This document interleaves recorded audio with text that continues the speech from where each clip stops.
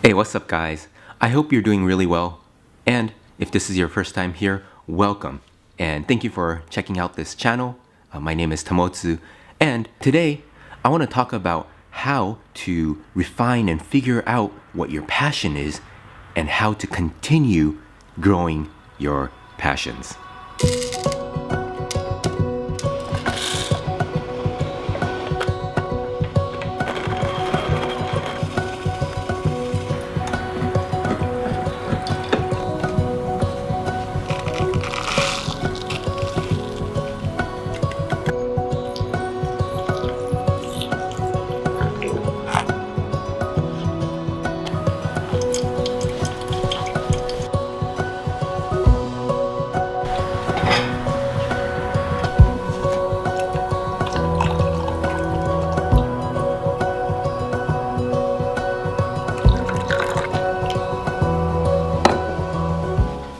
I hope you enjoyed the coffee montage.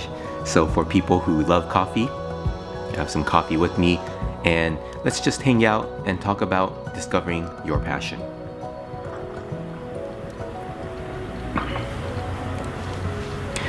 Okay, so one of the keys to living a fulfilling life is to be engaged in something you're passionate about. And in life, even if you're passionate, there's a lot of things that you have to do that don't really add value to your life or you enjoy doing. For example, I own a business and I don't like everything that I have to do. There's a lot of paperwork, taxes that have to be paid, and things that you don't know that you don't know. And there are a lot of difficulties. But throughout that, you want to focus and try to expand what you're passionate about.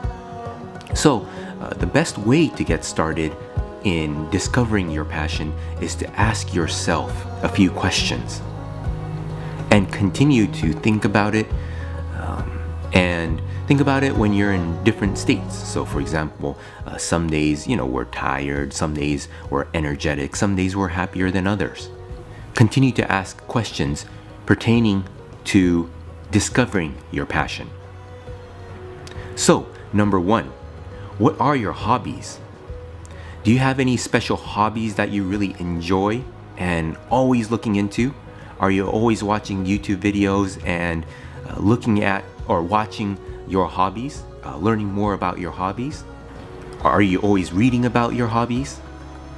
What are your hobbies? And then that will actually give you a framework on what you can begin narrowing down your passion into. You want to start focusing in on what that passion is and why. So ask yourself, what are your hobbies? That'll give you different roads to the destination. Number two, what really engages you and puts you in flow? This one's extremely important, and you have to be very aware of yourself in order to catch when you're in flow. Because for myself, when I'm in flow, you don't really know that you're in flow. This is because flow engages all your senses, all your attention to that specific task. You forget the time, you forget the surroundings, and you really become zoned into a particular thing. So for example, is it sports? Do you get into the zone when you're participating in sports? Is it when you're doing art? Is it when you're writing? Is it music? Is it programming? It can be anything. And it can be something actually that's not currently part of the society. Maybe it's something completely different.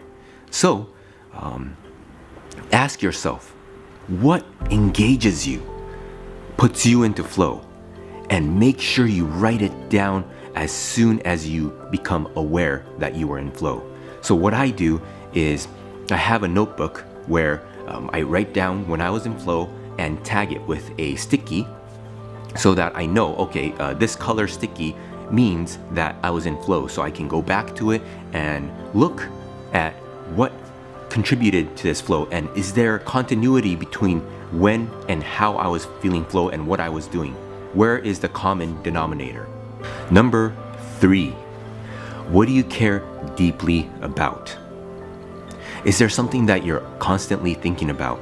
Is there something that you tell yourself, if this could be created in this world, it would benefit so many people? Or is it something that you're looking for out in the world that you wish there was a solution for, that you can offer? Maybe it's when you're driving and you think there's a better way to create traffic signals. And you're constantly thinking about it, and you think that if this invention was made, it would really benefit society. If that's the case, maybe you should look into it. Does it engage your emotions? Does it engage not only your mind, your heart, your gut, your body? Because the thing is, when you're connected with your head, your heart, your whole self, you can really focus and place attention and direct it at your passion.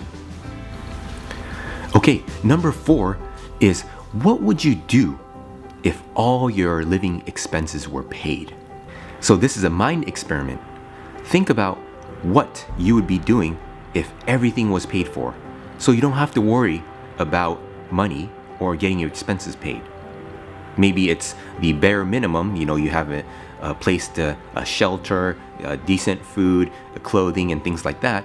If everything was taken care of and it would be taken care of, what would you do? What would you want to do? And then you can begin the process of discovering. So uncovering your passions. And think to yourself, if I were to continue doing this for the rest of my life, would I truly enjoy it? Okay, because some things may be infatuations at the moment. Just because you're passionate about it now doesn't necessarily mean you'll be passionate about it in the future. And as you grow as a person, the passions might change.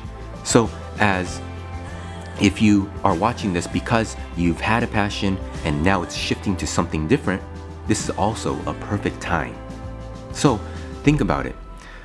What would you do if all your expenses were paid? Okay, number 5, what allows you to express your best self? What kind of things allow you to express yourself? What can take your emotions, your mind, your focus, and express the best self? When you're in the best mood, what is it? What is it that in your passion brings out your best self? Or what passion brings out your best self? So think about when you're in flow, what is it about that is bringing out the best in you? So I hope all these questions help you, and continue to think, what do I love to do? What is my passion? What gets me into flow? What would I do if everything was paid for? So I hope this helps. Best of luck to you. Let's continue growing ourselves to the best we can. Sending you good vibes. Have a great day.